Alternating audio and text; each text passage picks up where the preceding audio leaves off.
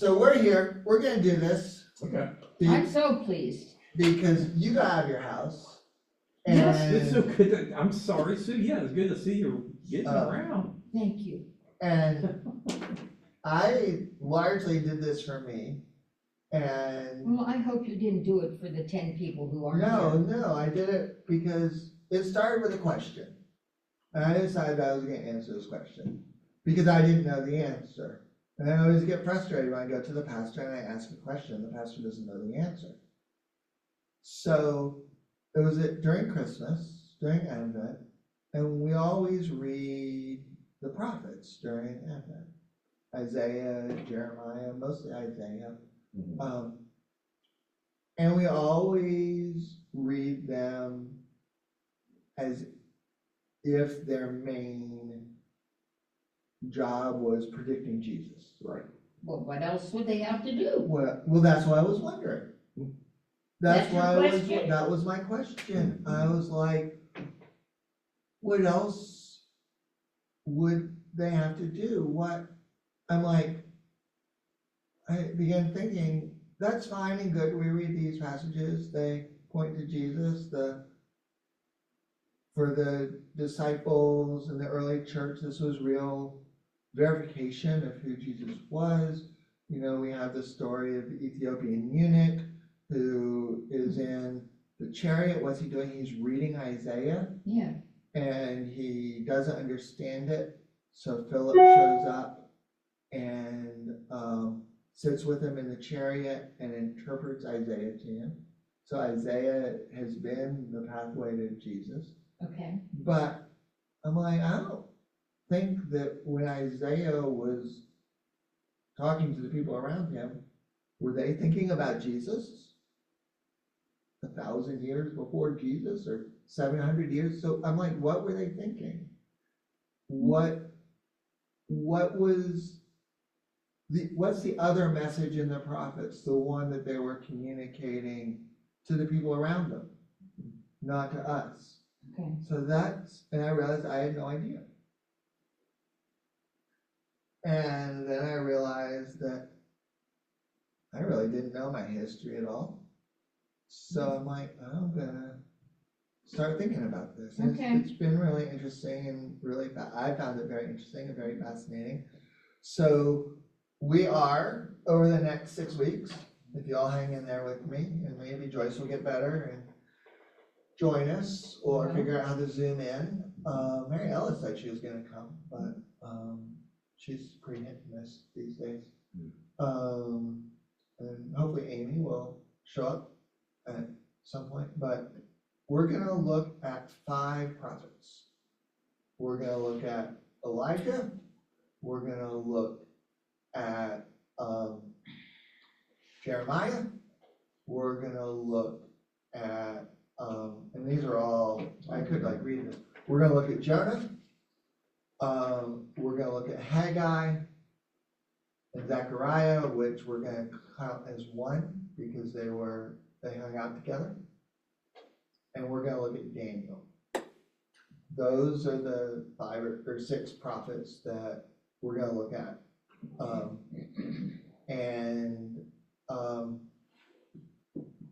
We're gonna look at a little bit about what they said, what they did, who they were, what was going on in their lives and the lives of the community around them, and whether that tells us anything at all, which it does.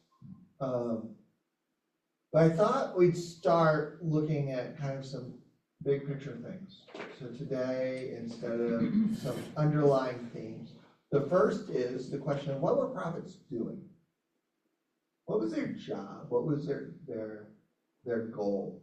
The second is just because we're going to be in ancient Israel history, and none of us remembers ancient Israel history.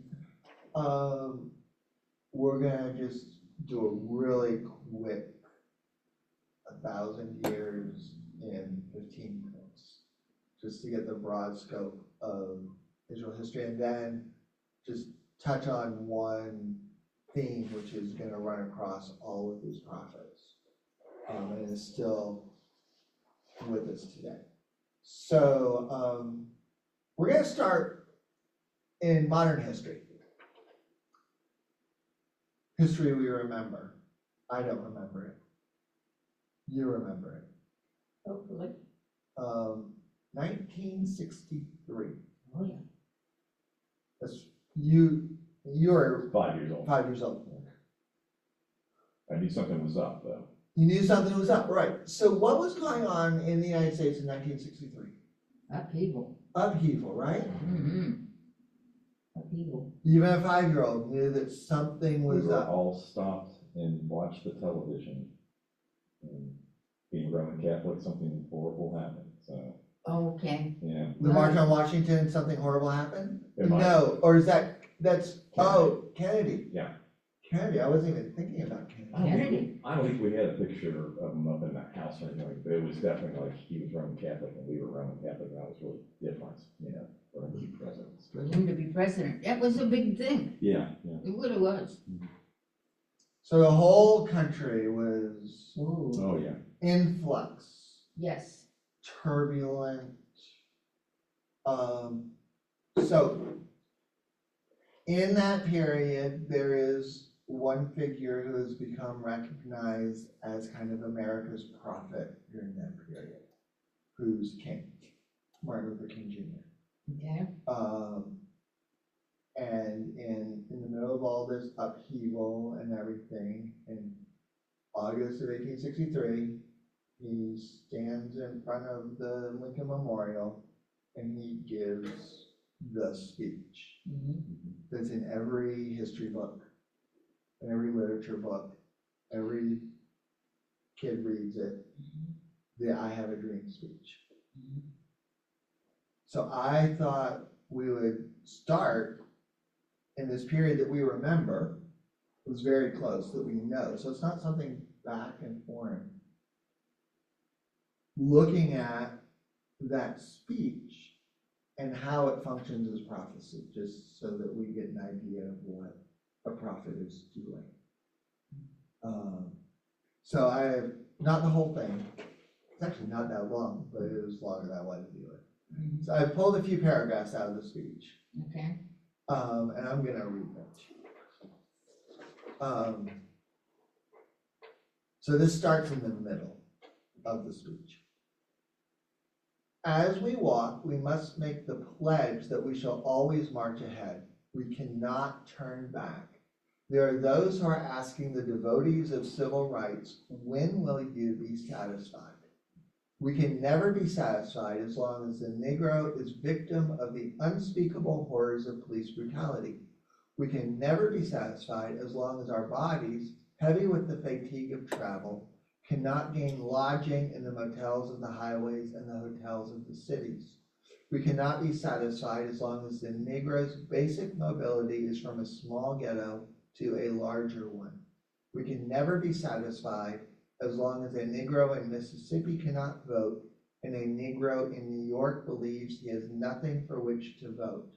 No, no, we are not satisfied, and we will not be satisfied until justice rolls down like waters and righteousness like a mighty stream.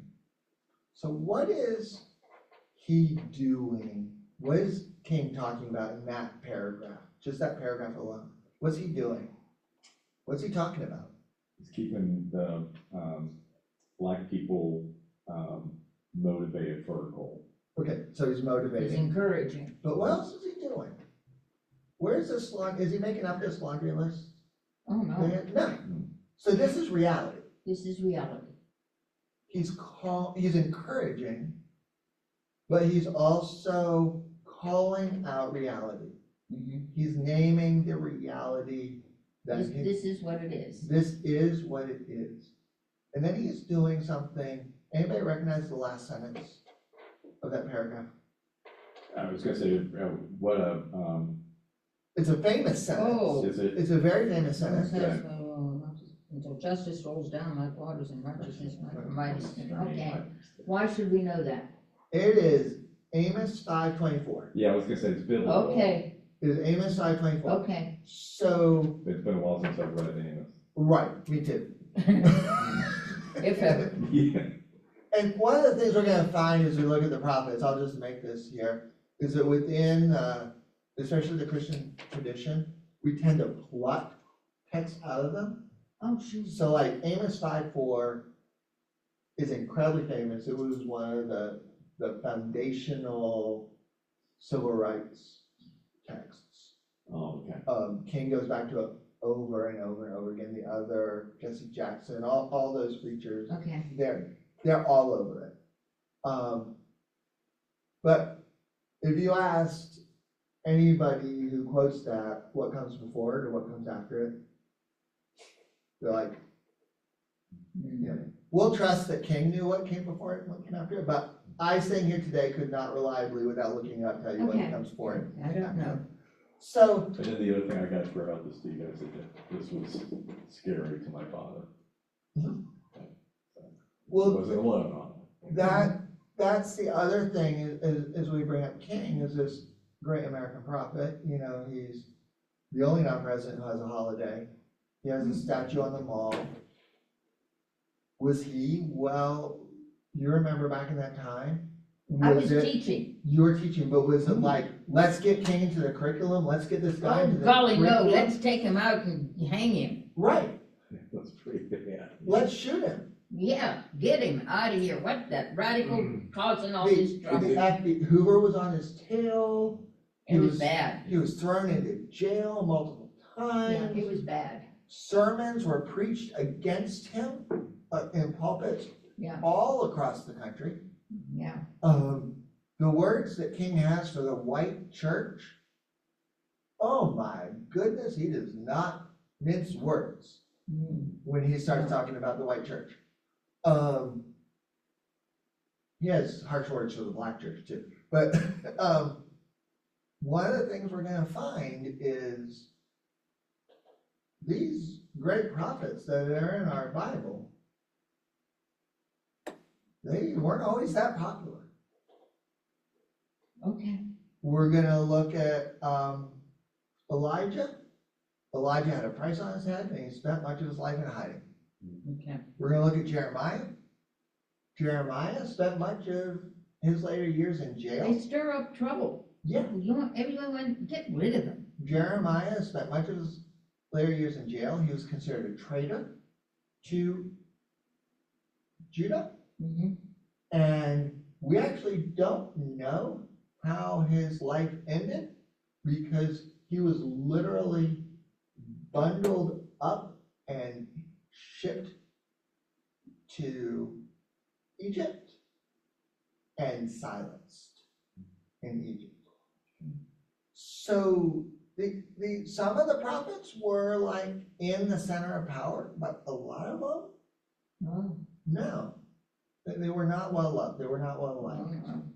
oh, Okay, so now we're gonna skip ahead. So he's speaking to the situation that's at hand. He's saying it's unacceptable. And he's pushing toward this biblical vision of justice rolling down like waters. okay. So then, and this is more toward the last third of the speech where he starts getting to the dream.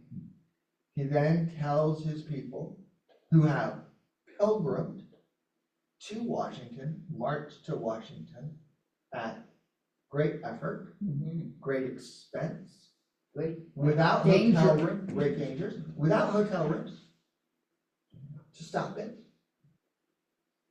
Says, you've been here, we've done this thing, now go back to Mississippi, go back to Alabama, go back to the South, go back to Georgia, go back to Louisiana, go back to the slums and ghettos of our northern cities, knowing that somehow this situation can and will be changed. Let us not wallow in a valley of despair. So now what's he beginning to do?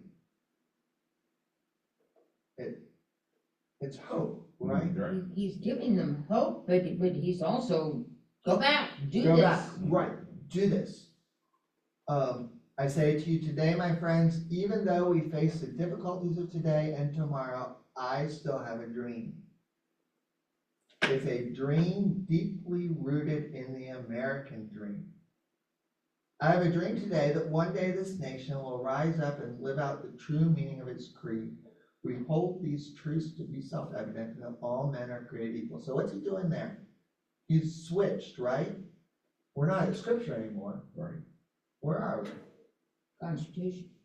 Declaration Declaration. of Independence. Declaration. Yeah. Constitution specifically does not say that all men are created equal. The Declaration. Constitution says that a black person is 3/5 of a white person. Yeah, I think that. That's true, that's right, Yes. yeah, Mhm. Until you get to the 14th Amendment. right, yeah. The Articles of the Federation weren't working, so they had to get to the Constitution and they had to keep people happy. Blah, blah, blah, blah. Right. So now he's linking, he's also bringing up, what is our national identity? What is our national heritage? Who we are as a people? Freedom. And are we living to this ideal? So this is also something that the prophets are constantly doing. They're holding up who we're supposed to be as a goal for who we are. So in the biblical sense, God put this ideal in front of us. Mhm. Can we lift ourselves up to that? Okay, Would I be in the right ballpark of it saying that, plenty of times the Jewish people were assimilating into whoever conquered them?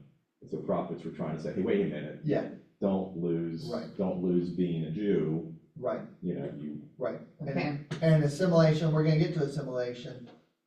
That is the overarching theme of a lot of the prophets, is this idea of assimilation. For King, as a modern prophet, he's saying, this is our founding value that we have stated. And he's cherry picking, obviously. He's not quoting the Constitution here about hold up this ideal that we are 3/5 of a white person. He's going back to those Jeffersonian words, all men are created equal, mhm. and Jefferson who had slaves. Yeah, they're getting who super. who would not have considered Martin Luther King Jr. a man, Yeah. something less than a man. So he didn't fit for equality, Right. But okay, Yeah, he probably wouldn't because he's from Uh, Virginia, right? as a prophet, King is grafting on a third of the country to this ideal. okay, So he's claiming it. he's claiming He's that, claiming it Yes. as their own. And then he takes that, he drafts it, and then the third thing the prophets do, they don't predict the future. I think that's something that we, in all of our idea of Christ focusedness, we want the prophets to have been these great soothsayers who they knew about Jesus before anybody knew about Jesus, and they dropped these Easter eggs into their writing yes, to predict that Jesus was going to come.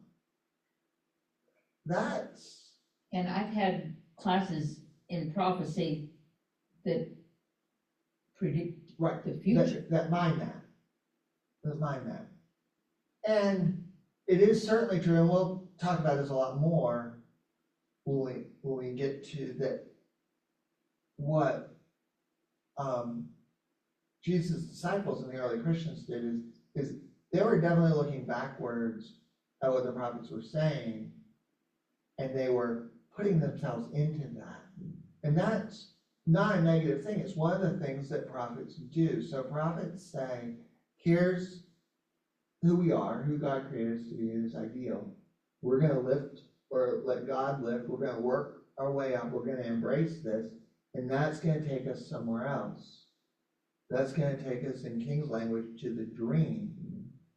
And then we are going to find ourselves in the dream.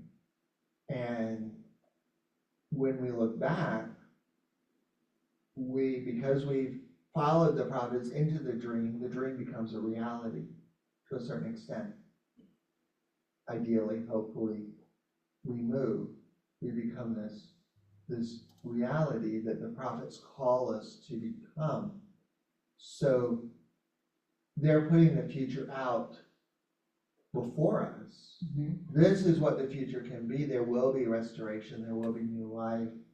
This oppression, when we get into Jewish history or American history, this oppression that you're experiencing will end. And a new order will come. And this is what that new order will come. A child will be born to us. A son will be given to us. The boots of the tramping warriors will be, the swords will be turned into plowshares. My 4 little children one day will live in a nation where they will not be judged by the color of their skin, but by the content of their character. That is the dream. That is the famous. That's the famous dream. That's the killer line that he's bringing it home. And then he goes one step further. I have a dream that one day every valley shall be exalted, every hill and mountain shall be made low, the rough places shall be made plain, the crooked places will be made straight, and the glory of the Lord shall be revealed, and all flesh will see it together. This is our hope. Where is that paragraph? Does that sound familiar other than this speech? I want to say Revelation or something like that. No, you're in the right large book. Yeah, okay, in the Bible, right? So that is Isaiah chapter 40.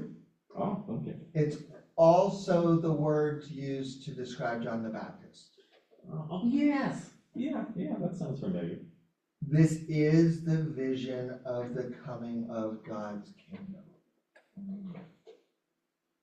So this is the final fulfillment. This is what Isaiah tells us God is going to do to release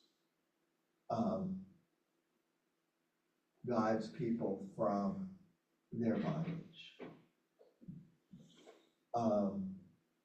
We'll pause and just say that Martin Luther King Jr. was a brilliant preacher. He really was. I mean, I've read like almost all of his sermons. Like the way he uses scripture and weaves scripture into contemporary situations and stuff is just mind-boggling. It's also true that he had preached this before. This was not original to that day. Okay. And actually was maybe not original to him. Okay. It's all right. This was like a bit that was going around the black churches, had been for some time. But he had a way of Oh, pulling yeah. things He together. just pulled it together. And he made it the nations. And this is the third thing about prophets, is they put this vision out there and other people come to it. So King is there, March on Washington, he's a African-American preacher, civil rights leader. His audience is integrated, but it's a majority black audience. He is preaching a black sermon to a black audience, but his words have become national words. Right. And I have a dream speech, and that vision drives every other liberation and rights movement around the world. This idea of we can have this society of equality. So it grows, it becomes much bigger than King ever was. King was no great feminist. You know, I have a dream, that vision pushed the feminist movement. I'm pretty sure that King had no great space in his heart for LGBTQIA folks. Oh, I don't imagine. They didn't exist back then. Right. Although one of his #1 deputies was gay. And I just found out that Leonardo da Vinci was gay. gay and very out, actually. I mean, not like secret in the closet gay, but was Actually very out. admitting it. And was a real pioneer in the gay rights movement. But this dream becomes a dream for queer equality. This dream fuels the American Indian Okay, power movement. This dream just, that went way it beyond, went way beyond. was that his intention, or was he only No. Oh, I bet. thinking of the black people? He was preaching to his audience. Yes, I don't think that but he grew. he grew, but I don't know how aware of that he was, but he was participating in that. Yeah. Because he's drawing from the work of ancient Israelite prophets. Okay, It grew. He's drawing from Gandhi, who he Okay. actually knew, yeah, and it grew. all right. You know, so, and then it winds up in South Africa. You know, If he hadn't been killed, you'd either be great Mhm. or you would have been thrown in the rubbish heap. Mhm.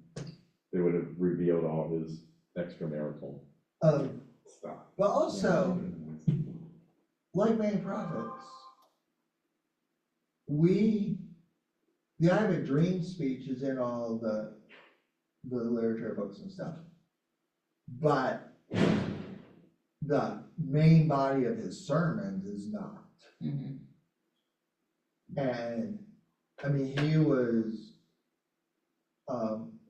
and as time went on, he became much more vocal. He kind of moved from racial civil rights to a larger anti-poverty vision, much more vocal about economic inequalities in the country, incredibly vocal about the Vietnam War. He was a pacifist. Hey, Mariella. Hi.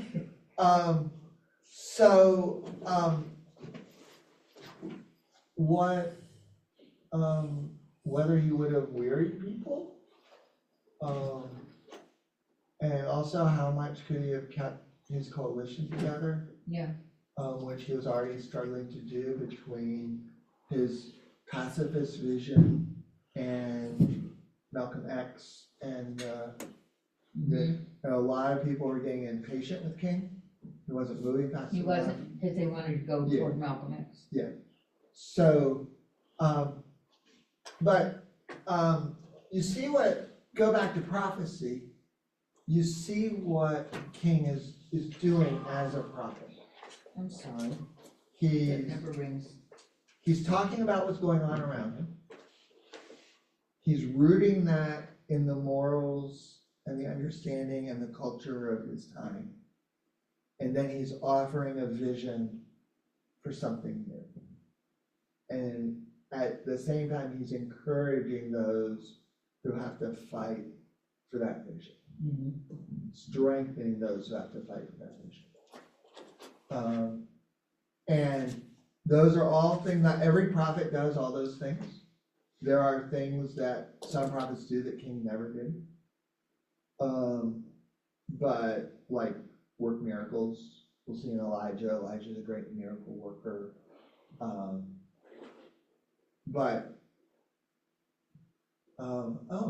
Somebody else was wanting in. Oh, okay, 'cause I was wondering, but you kept looking, so. I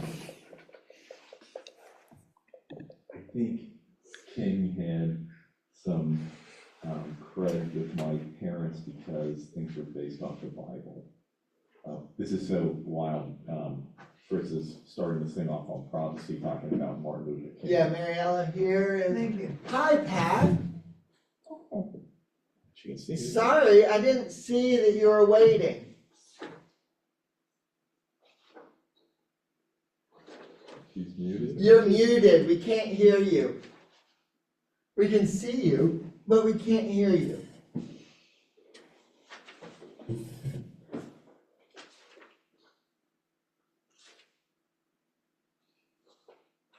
Now we can hear you. Oh, okay, good. Well, I'm gonna turn up your volume.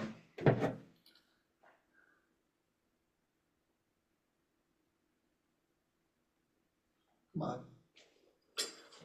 Just to let you know, Sue, my parents did come around and lightened up a lot on their feelings towards this whole thing in the 60s. But it really took a TV program called All in the Family. Does anybody remember that? Oh, absolutely. I've heard the name, but Yeah, oh, Absolutely, and that show touched on a lot of these issues. yeah. And I could really see a change in my, My dad never came. you didn't turn around. My He dad was always, didn't want to watch. yeah, but yeah, that's just Um, that's right. So to bring Mary Ella and Pat up to speed, welcome to Hi. class. We just finished talking about prophecy using Martin Luther King and his I Have a Dream speech. I'm not gonna repeat all that. But to back up a little further, what we're gonna do in this class is we're gonna be talking about 6 prophets. We're gonna be talking about Elijah. We're gonna be talking about Jonah. We're gonna be talking about Jeremiah. We're gonna be talking about 2 prophets together, Haggai and Zechariah. And finally, we're going to be talking about Daniel. And often in church, we look at the prophets as people who could see the future. And they were the ones who knew about Jesus before anybody else knew about Jesus. We're going to be focusing more on what was going on in their communities where they were living. What was the social situation? What was the political situation?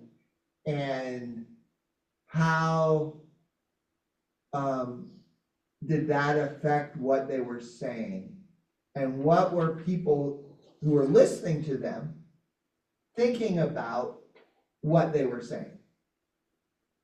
So were they loved? Were they hated?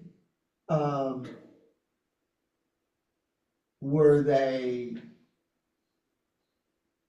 pushing for different political situations? All of that we're going to go into. So we're going to be doing a lot of history and a lot of Bible. And with that, I am going to give you 1,000 years of history In 10 minutes? in 10 minutes. Actually, I'm going to back up a little more about what prophets do, since for what we were talking about with King. So of the 5 prophets that we're going to look at, I realize I left Daniel off the list. Just a little bit about their roles in their community. So we start with Elijah. Elijah is a political outsider. He actually does battle, literal battle, with the king and the queen. He's a social critic, and he's a miracle worker. So one of the amazing things about Elijah that's unique among a lot of the prophets is he works miracles. He shows God's power through the working of miracles. We fast forward to Jeremiah. Jeremiah starts as a political insider, as someone that we would call a court prophet, and is a real supporter of religious reforms in Judah. But then there's a new king. That new king, and we'll get more in detail of this, I'm really summarizing, repeals all those reforms, Okay. and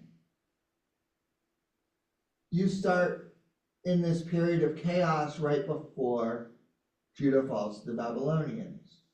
So Jeremiah is more of like what we would call a political pundit. You know, today he would be on CNN or have a Substack blog or be writing a column for the Wall Street Journal or the New York Times or whoever about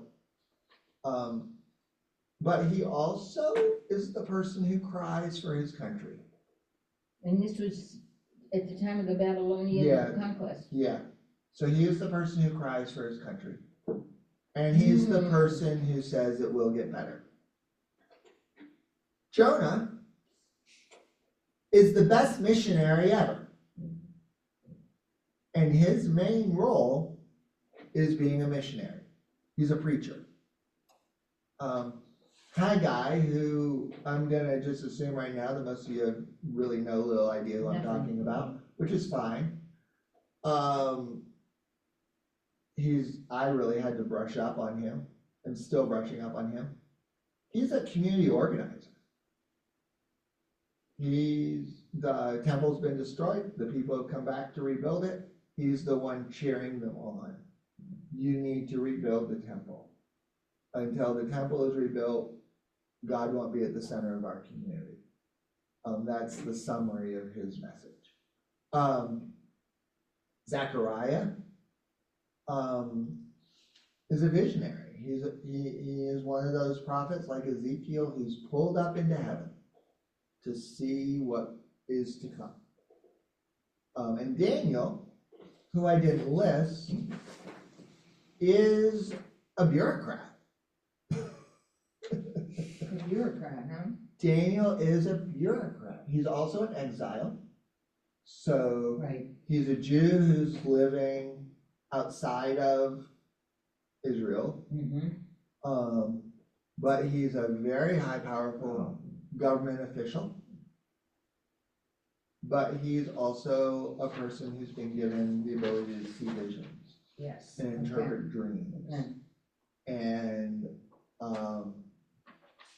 which is a classic prophetic thing. So you read across a lot of the prophets, they're brought up into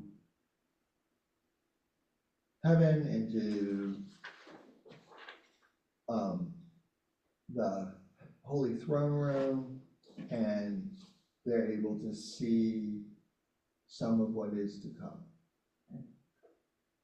or the ultimate reality for what is there. That's Revelation. John is brought up into the throne room and is granted the visions. Daniel is given visions. Ezekiel given visions.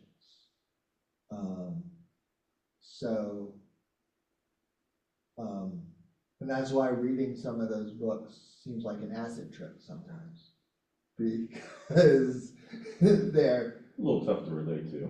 Go. and hard to describe. I mean, how are you been given this vision? Now you have to write it down. I mean, you know, even when you have a dream and then you're telling a friend or someone about your dream, that what you tell them is nothing like what you just had. You can't describe it. So those are some of the roles we're going to see. We're going to see political insiders. We're going to see political outsiders. We're going to see preachers. We're going to see hope givers. We're going to see pundits. We're going to see tears.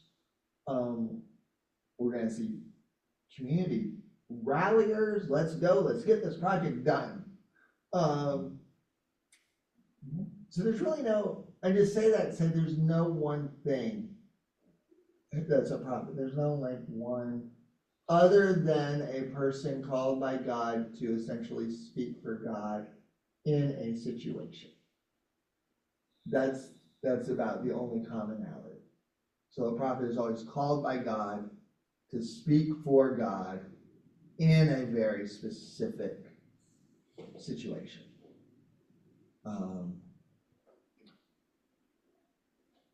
I think your definition of a prophet is really good up there, and especially since it doesn't say, what I always think of as a prophet is someone who's gonna tell me the future. Right. You know, so I don't. That's a psychic. Yeah, I guess so. I don't know why I got that. Well, we're taught that. Yeah, I think, yeah, okay, right, okay.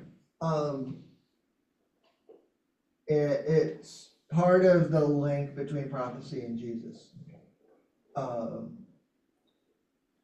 But and we're not, I mean, every one of these prophets that we're gonna look at is someone that you could do a year of conversation about. But that predicting the future idea starts to get a little more troubling when you take that little piece that the church has said, this predicted the future, and you read a little before it and a little after it. And you're like, I see how we see Christ in this piece, but I also see that how he's talking about King so-and-so. Okay.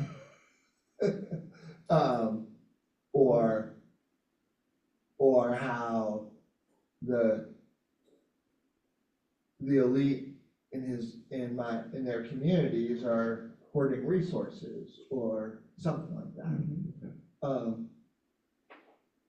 So flip it over. A little history. Here's the history. Actually, let's go all the way to the back. There's a map in the back. Oh, okay. This is important with the history. There's a map on the Ooh, I like that. in color. Yeah, yeah. Don't tell Randy, but we printed in color. We're worth it. So this here is, and I don't know if you can really see this, but this here is a map of the ancient Middle East Yeah. that I Okay. dropped a map of the modern Middle East on top of Very good. to give you some Ah. perspective. I always wonder about. So the white lines are modern countries. Oh.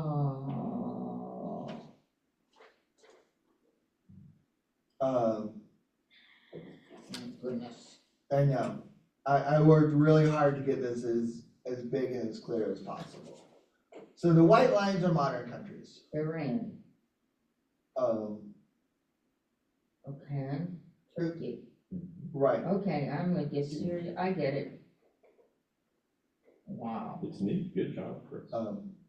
That would have been hard. Thank you. And that great big blue thing to the left is the Mediterranean Sea. Yes, that's the only thing I recognize. So if you look on the shore of the Mediterranean Sea, Yes. about 3/4 of the way down the page, you see, this is the easiest thing to see in there, is Jerusalem. Yes. So modern Israel is a country that is a little smaller than New Jersey. Mm-hmm. Ancient Israel was even smaller. So as we think about biblical history, ancient Israel history, you have to realize that these, even though we have all of this stuff in the Bible and the tradition and history has been preserved and told, this is tiny specks on a map in a part of the world that was geographically important but resource poor. Mhm. And so,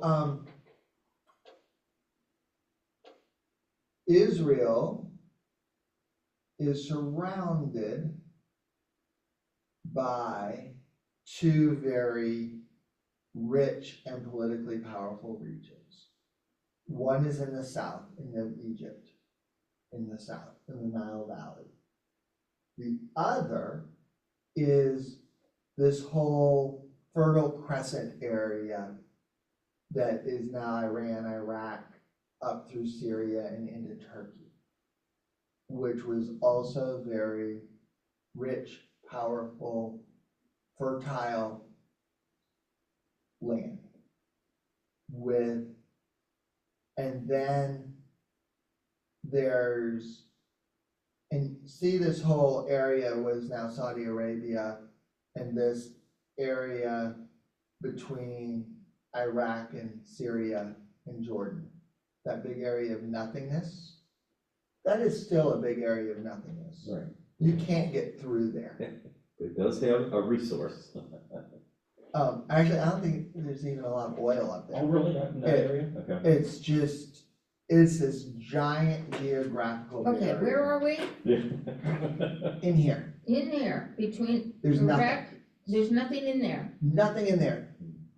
Hostile desert, Yes. no roads, no nothing, you can't get in, you can't go through to this day. And it is, though, it is Jordan and, It's now southern Jordan, it's northern Saudi Arabia, it's, western part Iraq, of Iraq, yeah, or near Iraq.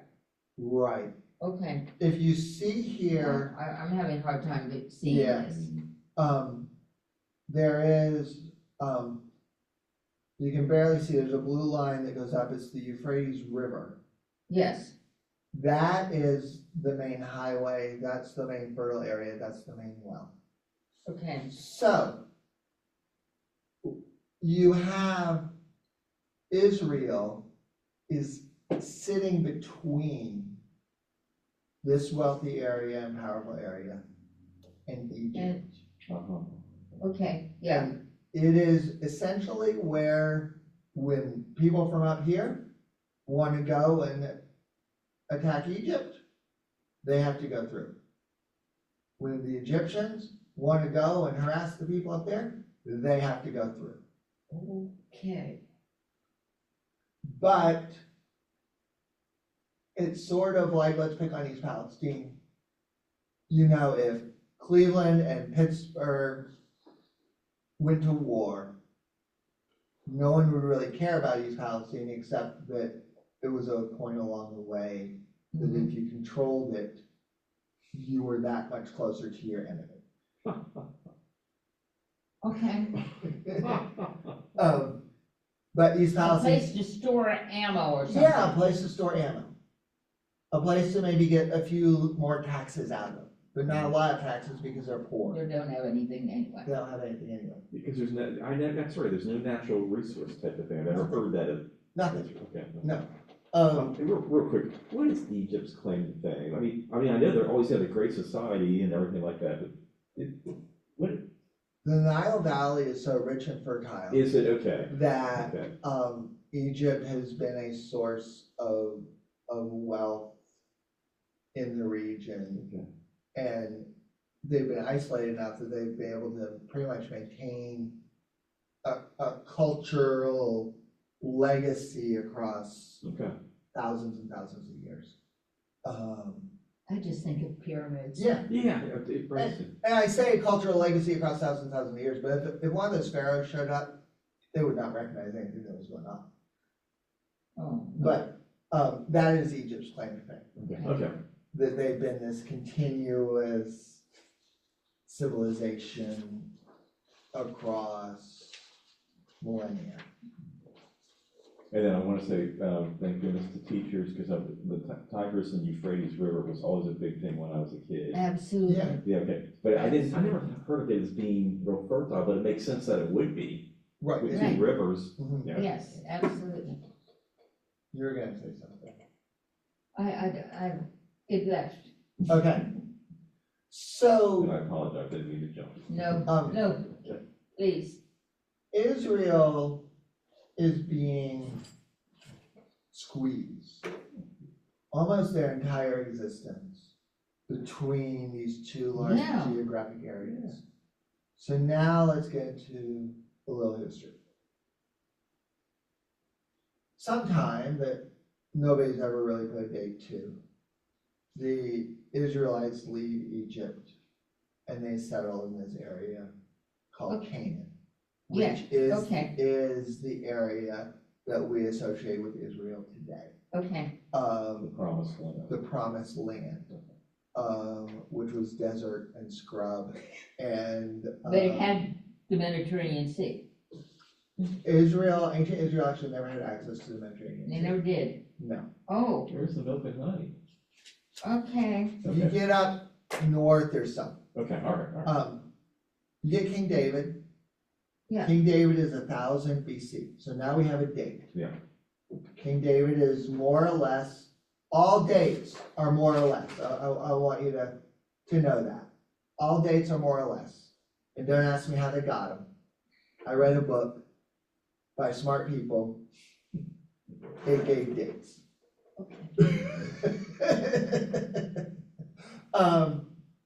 David is 1000 BC. David unites all these tribes, creates a kingdom of Israel Yes, that has autonomy, has an Okay. army, has some level of power. mm-hmm, The reason that scholars think David was able to do that is the political forces of Egypt and this northern section, which is, we'll get into a little bit, were weaker. There was a vacuum. David is able to take all the little tribes, unite them, and expand a little bit into that vacuum. But we're at, population is hard to come by, but we're at the entire Davidic nation of Israel, maybe had as many people as Columbiana County? Maybe. okay. Population estimates for at the time of David range between 2,500 people and maybe 10,000. Okay. So David and his son Solomon keep this kingdom together. Then Solomon's son, Rehoboam, I don't even remember his name. you wouldn't. He cannot hold the tribes together. Fell apart. So the kingdom splits. Northern and southern. Yes, Northern kingdom is called Israel. mhm. It's also called Syria, just to confuse you. That does confuse me. And if you look, it's really hard to see on the map because Israel is such a small place. Yeah. But if you look north of Jerusalem, that is essentially Israel. The area north of Jerusalem, from Jerusalem, the top of the letters on Jerusalem to, there's a little town called Echo, A-C-C-O. Yes, Which that was is, it. it's still in Lebanon. Echo is still there. It's in southern Lebanon. That is Israel. Then the other kingdom is Judah. Right, And Judah is just Jerusalem and its suburbs. It's maybe geographically the size of Rhode Island, if that, less than that. okay. With very few people and no economy. Oh, I see Judah, okay. Right. Israel, in the Bible, Judah is the winner, so to Oh, speak. it's, And that's where we get Jews from. The term Jew is Judean, Judean, but Israel, because they had better farmland, They're further north, some trade routes go through there. They actually were richer, had more people, and were more powerful. So David unites everything, just to keep us on track, Okay, 1000 BC. His grandson loses the kingdom, splits in two. Then, up here in the north, you start getting the first of the great empires. So this area is so rich and so fertile that it begins supporting empires. okay. And you have a succession of empires. Europe and Turkey? Up in Turkey and through Iraq, Okay, basically along the Euphrates River. okay, The first great empire is the Assyrians. They last a couple of hundred years. They obliterate Israel, not Judah, Israel. And the way these empires work is they're basically big bullies. So let's go back to our Cleveland-Pittsburgh rivalry here and poor little East Palestine. So Pittsburgh marches into East Palestine with their army, and they tell East Palestine, you have a choice. You can either pay us money or we'll destroy you. But we don't have any money to give you, so, We get destroyed. all right. Or we're paying you money, and then we read the currents of the wind and we say, oh, well, Cleveland seems a little stronger this year.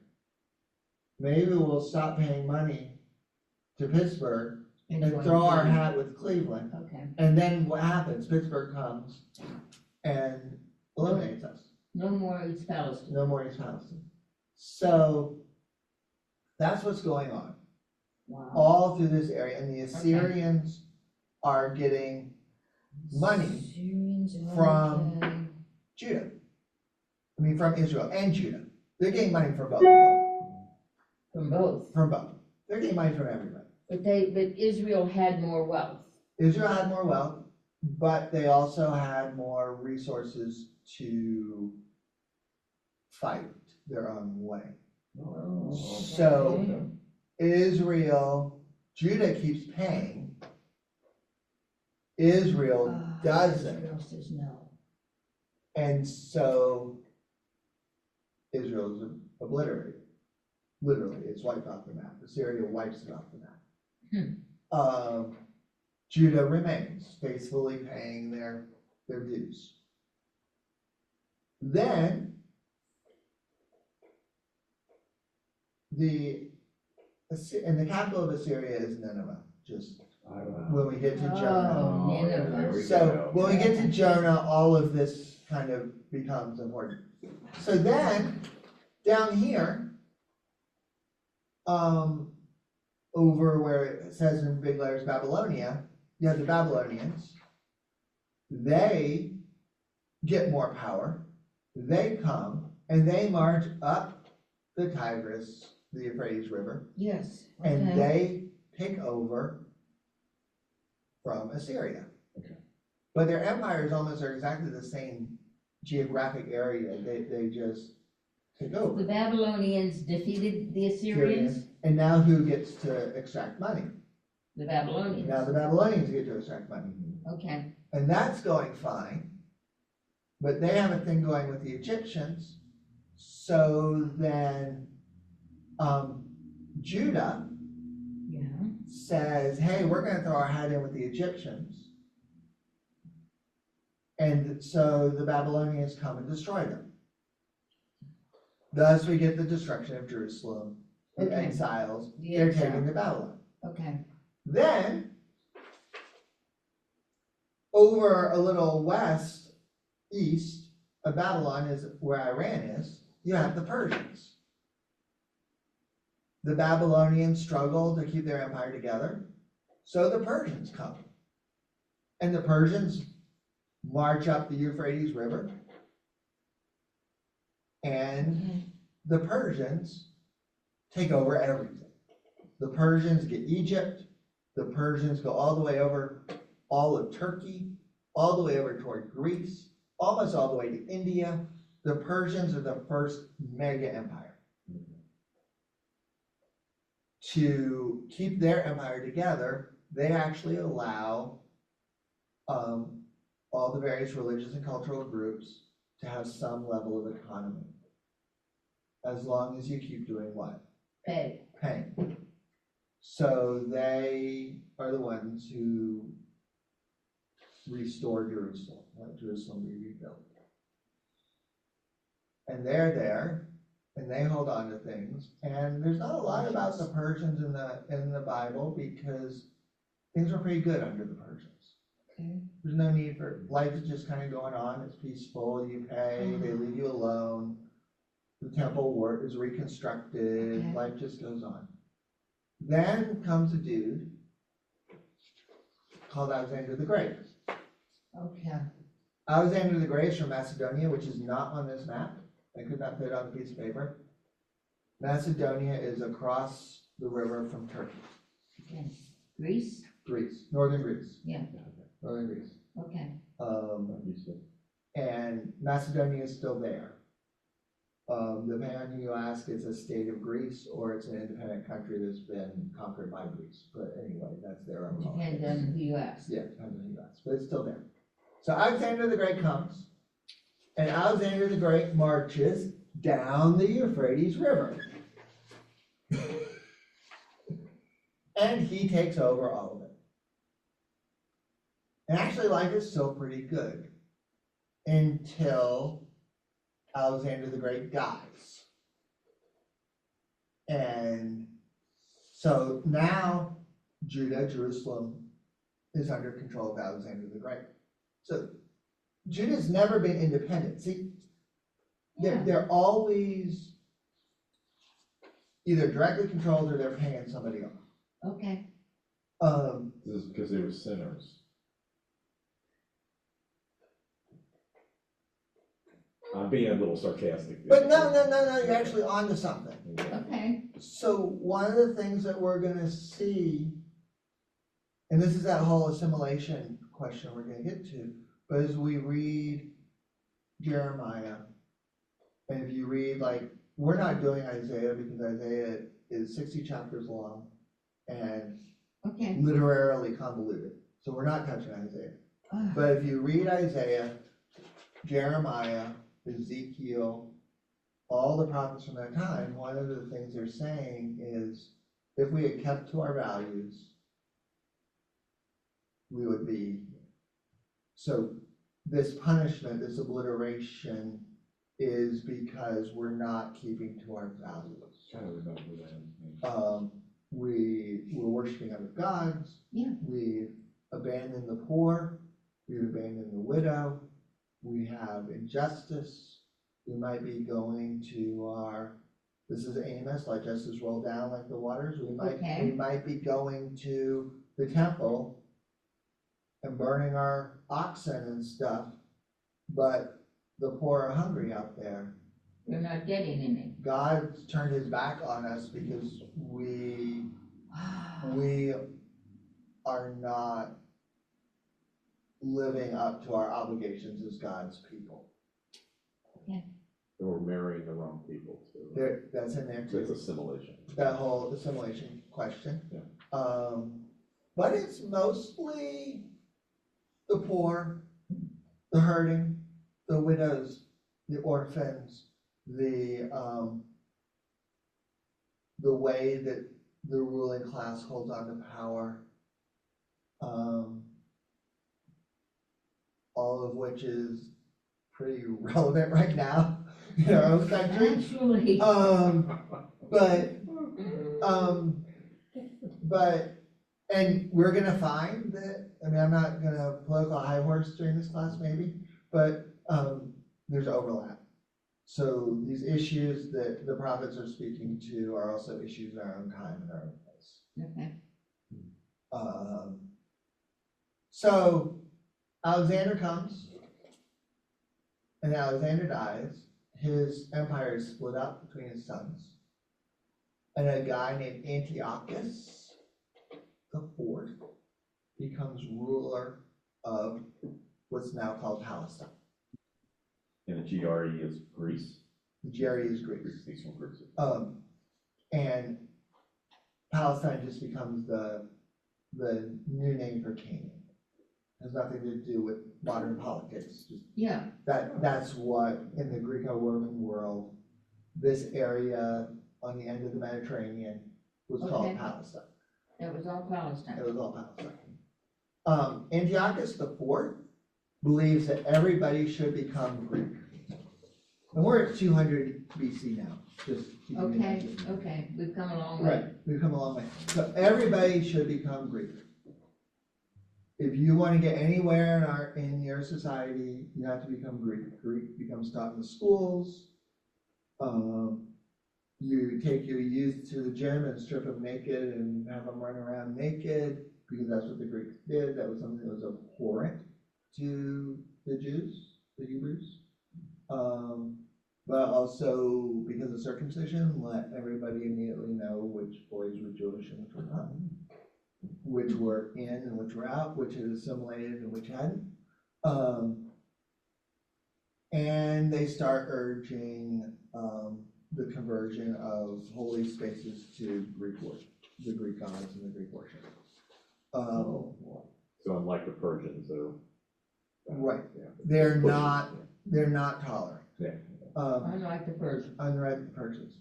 And there's a whole chunk of the Bible that we don't read, but if you have like a big study Bible, it's in there, especially a bunch of books called Maccabees Yes, that are all linked to this period, because the Maccabeans then staged a revolt. And they actually beat the Greeks. It's one of the great moments in Jewish history. The Maccabeans rise up, they organize a guerrilla warfare, they beat the Greeks, they drive the Greeks out, they reestablish the nation of Israel. And finally, after all these years, Israel is independent again, and is a state under God.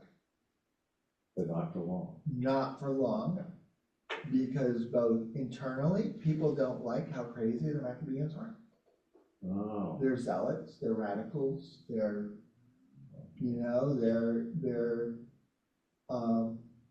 I mean, to put it in an American context, it would be like if a group in the United States seized power and then they declared that if you violate the Ten Commandments, you're gonna die. Yeah. If you didn't do everything by their definition of what it meant, you're dead. No compromise. Maccabees. The Maccabeans, they weren't very nice people, but they established an independent state. The Greeks can't control them, so the Romans see an opportunity. They don't march down the Euphrates, they get in their ships and they sail down the Mediterranean. Yeah. They hire a guy named Herod Herod. Herod the Great, Yeah, whose primary qualification for the job is killing Maccabees. He's very good at it. He's a nobody. and the Romans liked him for that. Yeah, he's really good at it. Okay. He's a nobody. He was a Roman, wasn't he?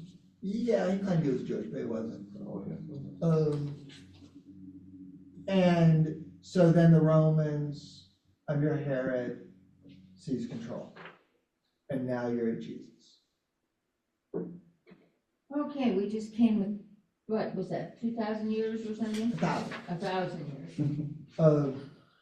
And I don't want you to remember all that. Oh, good. I just want you to get the sense of this tiny little territory being kicked around like a soccer ball. And it still is. It still is. Yeah. It Good still point, Sue. is. Because, I mean, you go from the Maccabees, which only lasted less than 100 years, to 1946, 1948, whenever the state of Israel was established, you still don't have an independent state. You have more empires Right, that come through. The Romans give way to, I'm gonna miss some here, but the Romans give way to, Rome splits Western, Eastern to the Constantinople, and then that becomes the Ottomans, and the Ottomans hang on for a long time. And then the Ottomans take the wrong side in World War One. Right.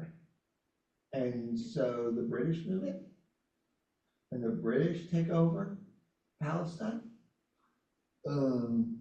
They actually, Great Britain drew all the white boundaries that are on this map. All those were drawn by Great Britain. Great Britain. The entire country setup of the modern Middle East is a result of Great Britain. And then you have World War II, you have the Holocaust, and Israel is carved out as a response to the Holocaust. Yeah. But it's still being kicked around Oh, by the United States, everybody. by Europe, by Russia, by Iran, by Egypt. And it's not because of some natural resource, right? Is it just because all our religions are linked there? I've been there. It's been a while now. I've been there. Yeah, there's no. Now, modern Israel is a very much a contemporary European feeling society. You really, when you're in the modern areas of the nation of Israel, you feel like you're in Europe. Most of the Jews that South Israel came from Europe. Came from here. So, Yeah. But really most of their money is tech. Because, yeah, Israel is a huge technology, but the ground is rock. Yeah. It's the whole southern part of Israel is uninhabitable. It's still uninhabited Okay.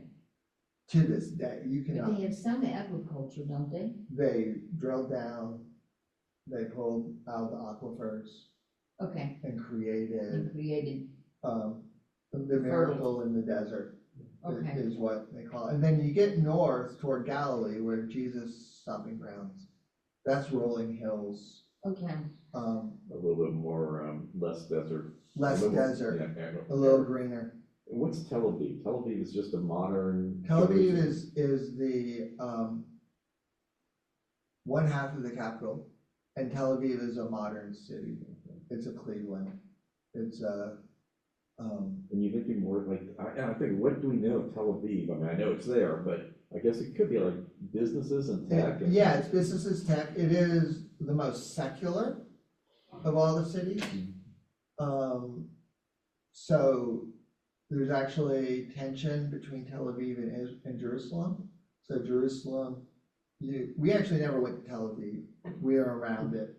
But it's soaring glass skyscrapers, it's shopping malls, it's around Tel Aviv, people are on the Sabbath, people are eating their pork roast sandwich Okay. and waving their pride flag. I mean, Okay. it's a modern European city. You go to Jerusalem, no towering skyscrapers. Things get a lot more dusty and brown. And Everything Jerusalem is now the capital, is that correct?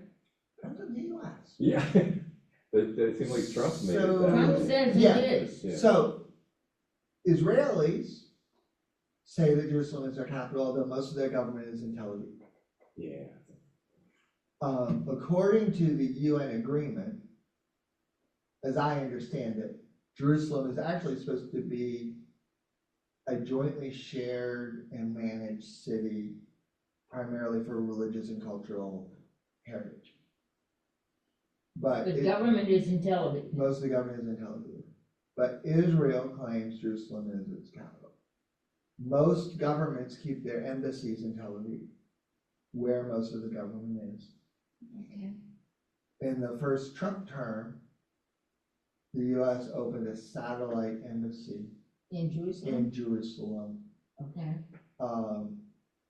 as As a um, satellite, but they still have I think the the main, main announced embassy. that they didn't call it a satellite, but it's not a full embassy. Okay. It's a political statement. But the question I have though is, it really, when it comes down to it, Jerusalem's more of a tourist place because of it, maybe all its history of the religion, is that why It's so heavily tourism. It's a pilgrimage spot. You know, you have holy sites of Judaism, you have holy sites of Christianity, you have holy sites of Islam, and they're on top of each other, Mhm. literally. The old city of Jerusalem, the circumference, the walls, we're gonna talk about this more when we talk about Nineveh. It's 2 miles circumference. That's the circumference. It's a tiny place. It is. And it's packed, you walk, you're like walking like this, no cars, hardly any cars. The streets are just too narrow. It's like it's smaller than Main Street, Columbia. Yeah, in a way. it's smaller than Main Street, Columbia. And within that place, you have the foundation of the temple, which is the Wailing Wall. So that's Yeah. all that's left of the original temple, That's all. all that's left. Yeah. You have all the sites of the crucifixion Yes. within that place. And you have the Dome of the Rock, which is the mosque that covers the rock where Abraham sacrificed either Isaac or Ishmael, depending on your tradition, and where Muhammad stepped off of that rock to take a very famous journey into heaven, and then came home. So that rock is very sacred. And the rock is covered by a dome, which represents The rock, Islam. right, so the rock is covered. The rock, by the way, is just a rock. It's just a rock. I've seen it, been there, The dome seen of the it, rock. bear witness to it. It is simply a rock. There's nothing fancy about this rock. It's a rock. Kind of like the big boulder by Funland in Firestone Park. No bigger than that? Not much, but I think people have taken pieces off of it over the years. Wow. But bottom line, don't strike a match on that, or don't, anything. So over that, they have built this magnificent structure. It's Okay. one of the most beautiful buildings I've ever been in. And you walk in there, you have to take your shoes off, of course. The entire, it's large. Very large. There are no seats, mosques do not have seats. The entire floor is carpeted with Persian, Iranian carpets that have been given by the Saudi royal family and the Shah of Iran and all those people. So your feet just sink into this carpet. And it's all artwork, tile work, gorgeous windows, light streaming in. Yeah, this is amazing, amazing place. And it's the third holiest site of Islam. If you're not Islamic, there's only certain times you can go in, basically tourist times, because it's an active worship site. All these sites are They're active still worship active sites. worship sites. Yeah. And they're all on top of each other. But outside of this, But they are existing quietly with each other. not quietly, Not really? but they've worked out a coexistence that some people want to upset. But there is this status quo, and you know where you can go and where you can't go. Like I was lost one day and, which is very easy to do, because these warrens of little streets. So I was lost, maybe a strong word, but I was wandering through this warren of little streets, and I see some light at the end of one of the streets, and I go toward the light, the end of the street, just to see what was down there. And before I can turn the corner into the light, a gentleman, just dressed in ordinary clothes, slightly politely steps out of the shadows and suggests that I turn around. And I was at the back door to the Dome of the Rock. I mean, this little street led up to the back of the Temple Mount, and if I'd kept going, I would have been in the third sacred site of Islam at a time that I was not welcome there. Okay. Maybe wearing your shoes. I also had to pay my admission, and I was not part of the organized tour that was accompanied by security to go in. So that's... Isn't this wild though? Because the thing that keeps popping in my mind, I love the history and this idea of it being Israel being between two really resource heavy, and then they became very powerful areas. But the only thing that East Palestine, Israel has is everybody's faith seems to be so rooted. Everybody. Right. That's the amazing thing. There's one of my favorite historians is a scholar by the name of Thomas Cahill, and I think he's dead now. But he wrote a whole series of books he calls Hinges of History, and he writes each book around precise moments in Western history that changed everything. And one of his hinges is when these crazy people who lived in the middle of nowhere in a desert decide that God is one and that God should be worshipped. There is no logic for this, none whatsoever. And it's one of the reasons they keep forgetting it, because nobody around them, other than the Zoroastrians over in Iran, has come up with this concept that God is one and should be worshipped and has this relationship with the people of God. Okay. And somewhere in the desert, the Jews developed this concept, and it is rooted in this land where they live, Mount Sinai, a hill in the middle of the desert. But it's a promised land. Right. Jerusalem, a hill in the middle of the desert, a temple that probably we would have yawned today if we went and saw it. And then these prophets, saviors, messiahs, who come out of this desert, following this one God, speaking for this one God. You have Moses, comes out of the desert, speaking for this God. You have Jesus, comes out of the desert, speaking for this God. You have Muhammad, comes out of the desert, speaking for this God. All out of the desert. And now you have something like 2/3 of the world's population Yes. who are following in the footsteps of these crazy people in the desert. Okay. Of these major religions.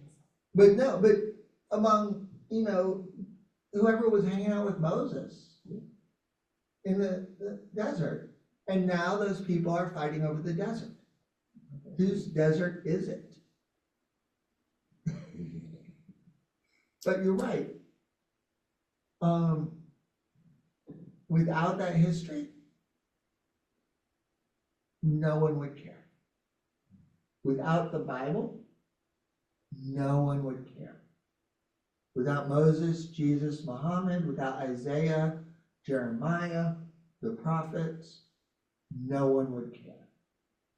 This would not be on the curriculum. just like, let's pick, just like the area around the Black Sea is not on the curriculum. I was trying to come up with a country.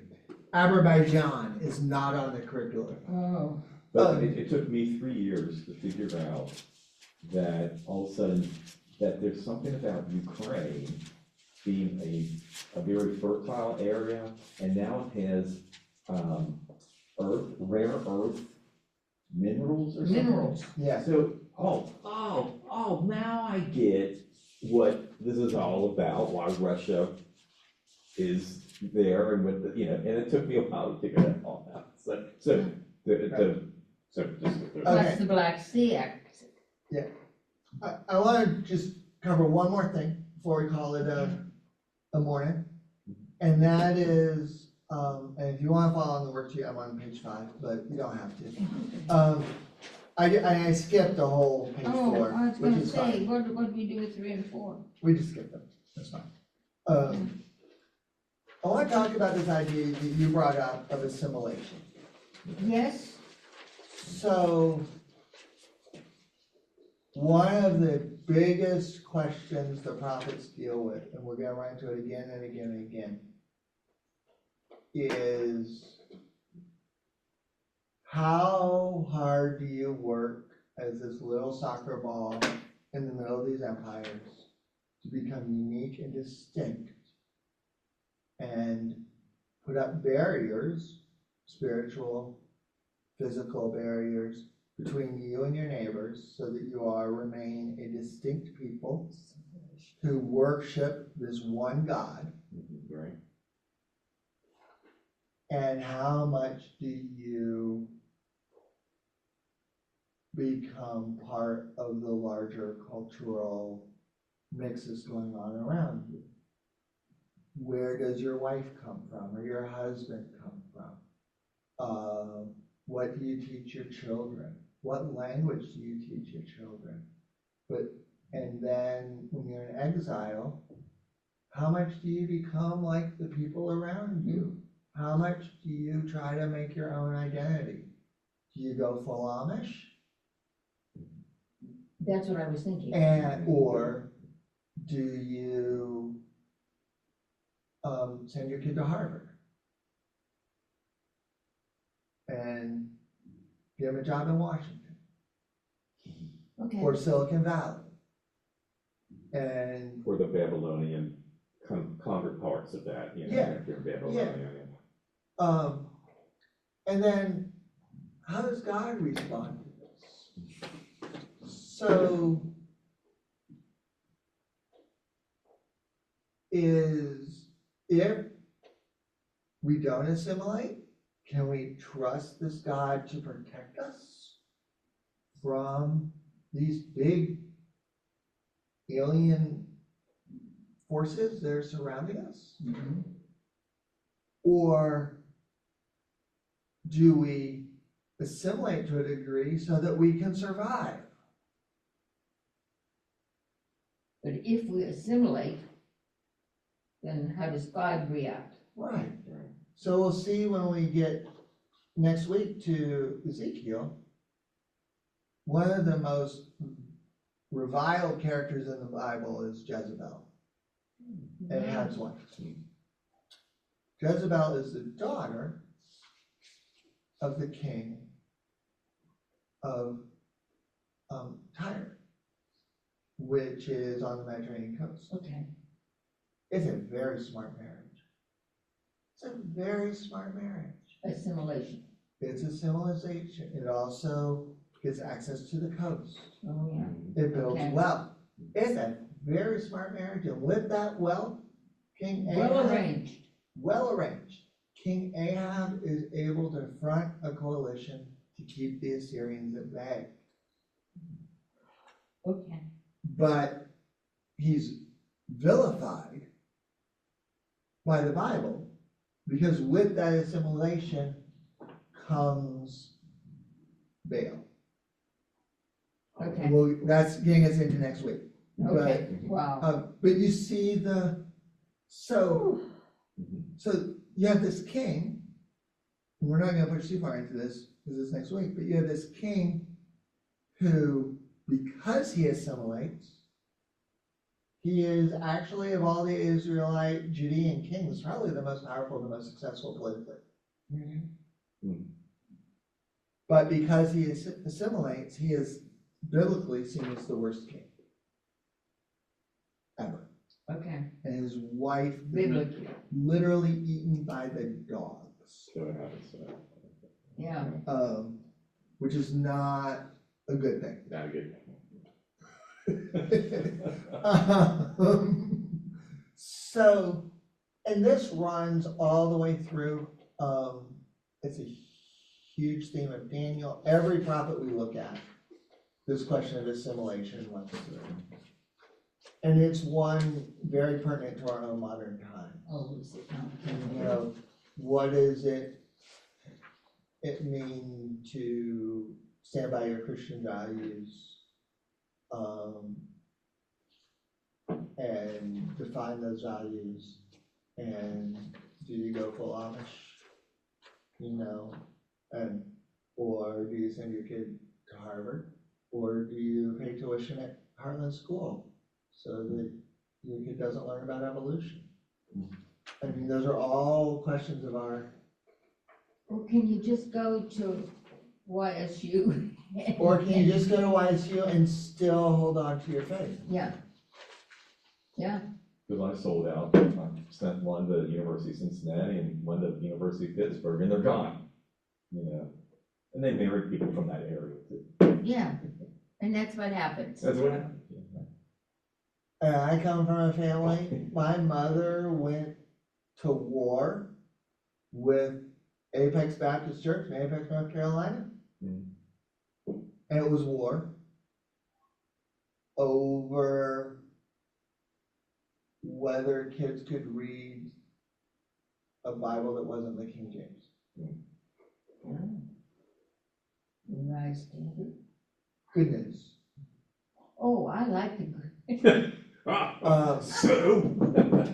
I do. Revised Standard would have pushed them too far. The Baptists burned the Revised Standard version of the Bible in the streets. I'm not making that up. I guess they wouldn't entertain the new Revised century Standard version version of either. the Bible was burned in the streets by the Baptists. Oh.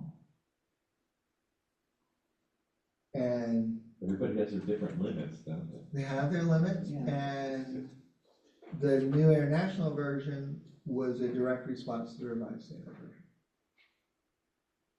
And there's a reason that if you go into, That's what I, uh, this is a new Bible, I think that's what it is. no, it's a good Bible. I'll tell you the reason for the whole debacle. What was that? Is a little verse in Isaiah This is really. that says, in the New Revised Standard Version, and in the King James Version, a virgin shall bear a son. Yeah. In the Revised Standard Version, it says, a young woman shall bear a son. Really? The reason being that the Hebrew says young woman. The Greek says virgin, because the Greeks don't differentiate between virgins and young women.